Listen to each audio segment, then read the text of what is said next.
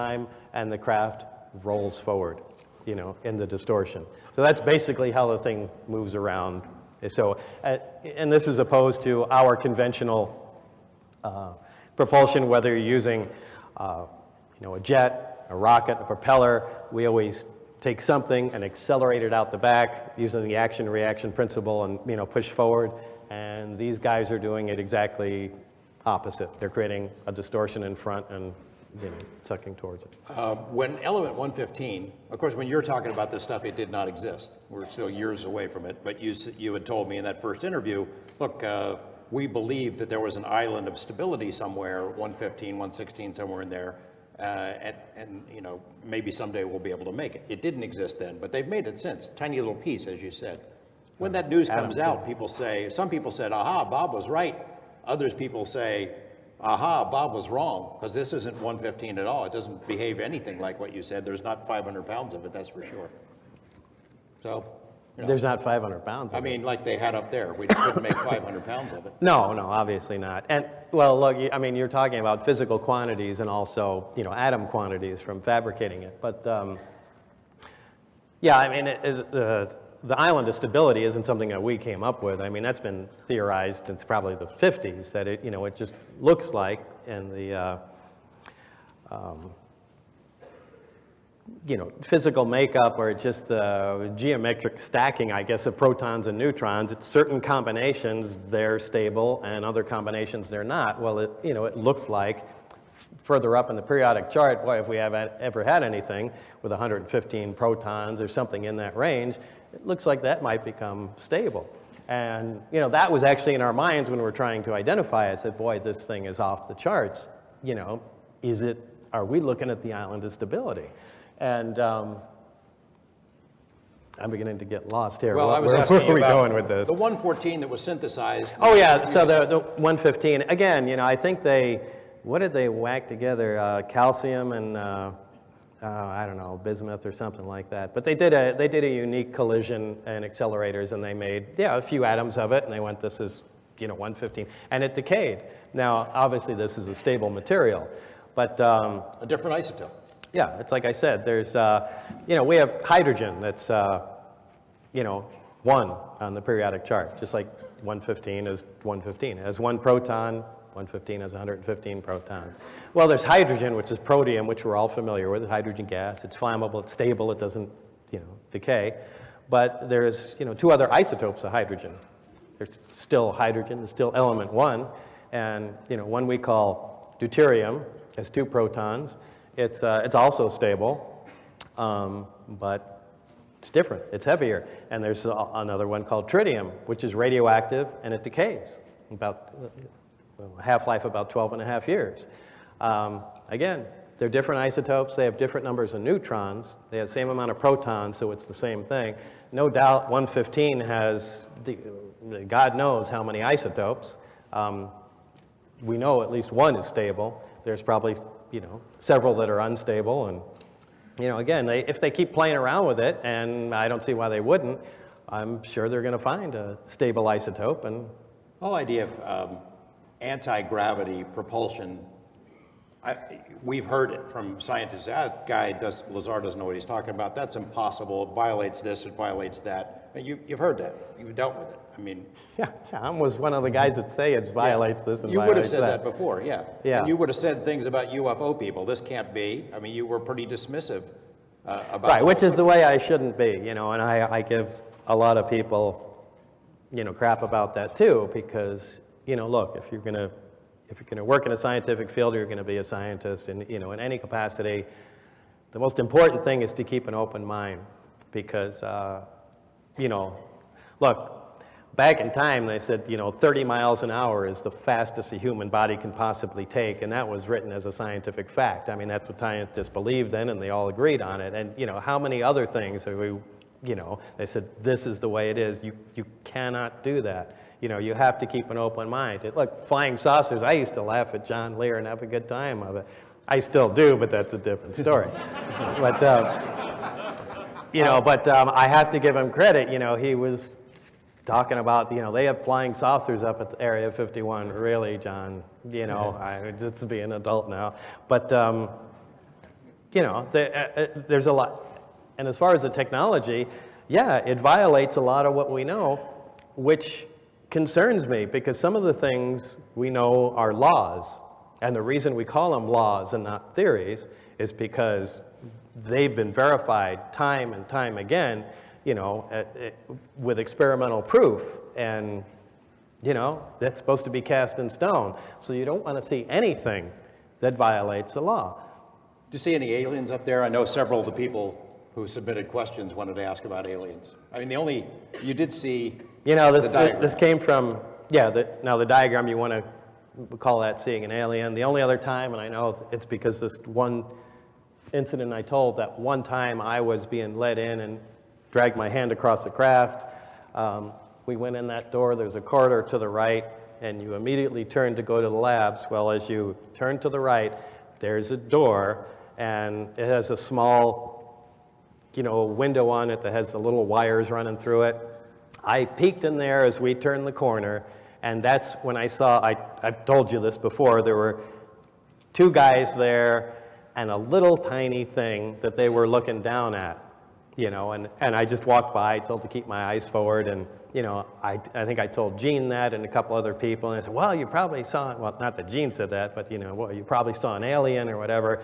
I don't think that was the case. I think even to this day, I think they had a little doll or something because they were trying to find out, whatever size creature would fit in the craft, and, they were Did you just recognize the term the kids? Did you ever hear the term the kids? Yeah, And that's referring to, the creatures that ran the craft. so they called them the kids wherever these Yeah. craft came from. But you never got an answer how we got them or where. No, that was just incidental talking that, So had nothing to do with me. you've heard all the stuff over the years.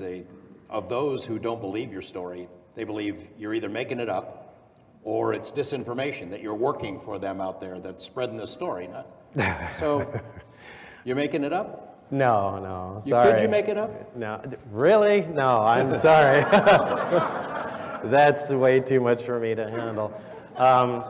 No, really, I don't. And I know, look, a lot of people are into, UFO stuff, and I just kind of exploded onto the scene and said, hey, I don't follow UFOs, I don't follow reports, I don't know who's researching what, I don't know the names of people involved, and but on the other hand, I know people make their living doing this sort of thing. And, if I just pop in one day and say, hey, this happened to me, I did this and this and this, but, I'm out, I'm not part of this, I can understand how that can interfere with their, income stream or their belief system or whatever, and they need to attack me, but look, what I said happened, absolutely happened, period. That's it.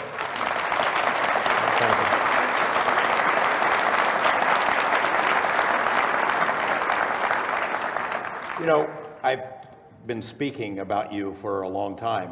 A couple times a year I'll explain the story from my perspective and defend you, because it deserves to be defended, and I believe the story as it's been told.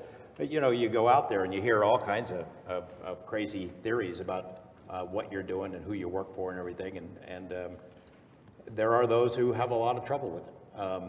I can understand that. Look, if the tables were reversed, I honestly could not say I would believe my story. Look, there's not enough, I can't provide enough information, and in some cases won't, to back up my story. And, if the tables are reversed, I have to take that other side and go, look, guy, unless you can, provide more proof, I just can't say that, I'm behind it, and I have to agree with that. So why did things go south for you? It seems like a scientist's dream to work on a program like this. Why in the world would you walk away from that or tell anybody else about it? Were you picked because they figured you would tell somebody about it? No. I mean, that doesn't make any sense. Well? What happened was, it was kind of more of a personal nature between my wife and I at that time. Now, it's not like I had a 9-to-5 job and they said, come out at these hours. It was really a sketchy setup that they would call me. The place at EG&G by the airport. What was that? It was on Sunset Road over, yeah. I think it was called something, I can't remember. Anyway, they would call me and say, you know, it's now 8:45. By 9:15, we expect you to be, you know, at the building and board the craft, and, you know, the airplane, not the craft. Yeah, so, and it would be at a moment's notice like that. Well, and look, I was so really thrilled to be part of this project. I was keeping with the whole program. Like, I couldn't talk to my wife. You know, I said, look, I'm working at the test site there. I said, it's on secret nuclear stuff, you know, and that's it. But again, I get calls in the middle of the night. She can't hear who they are. And I said, I got to go, it's work. You have to go to work at 8 o'clock at night, and you may not be back, you know, until the middle of the night or the morning. I said, yeah, that's just the way it goes. And that happens, you know, time and time again. And, you know, if the phone picks up and, you know, my wife picks it up, they hang up, you know. And, you know, so then they call back, I pick up the phone, yeah, it's Bob here, and, yeah, okay, 2 hours, I'll be there. Well, after a while, that seems like something else. In fact, maybe not after a while, but pretty quick. And, you know, I mean, it's something I could laugh at now, but it was not funny then. And, you know, I kept with the program, never said anything to her, and, you know, she thought I was having an affair. And, you know, as time went on, going back and forth, she really didn't have a job or anything to do, so I started, since I was making money from here now, I got her flying lessons down at McCarran Airport, and to give her something, you know, to do. And anyway, she started having an affair with the flight instructor. So, you know, I had no knowledge of this, but, you know, part of the requirements of the project and the security requirements really were to have my phone monitored. Now, I'm going back and forth to work, and now they are listening to this affair progress on the phone that I know nothing about. And, you know, one of the main things is that you be, you know, mentally and physically stable. And they're really concerned about that. So it reached a point one day where they didn't call. And they were kind of in a quandary at that point going, you know, what are we going to do with Lazar? We got to see either this, you know, affair fizzles out or they break up or whatever. So, you know, I just stopped coming in. I stopped getting calls. I called Dennis. I don't get return calls. And, you know, days are going by, and, you know, now Tracy's going back and forth and flying and doing stuff. She's busy all the time because, you know, she's got a boyfriend.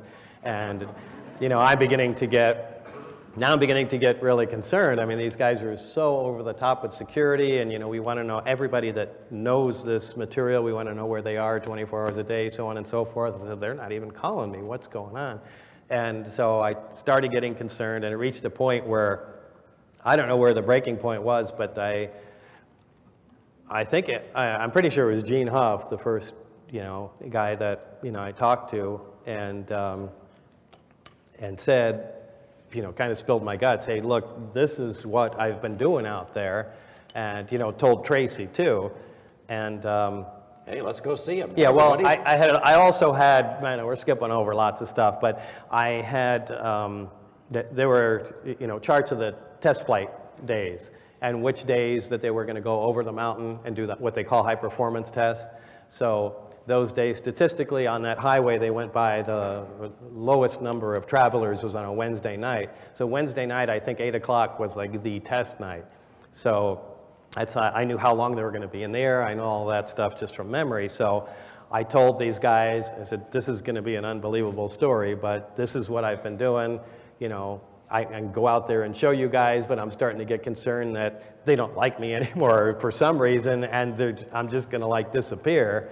So I just want somebody else to see what I had done in case I'm just gone one day, and at least you guys have a story. So we go out there, take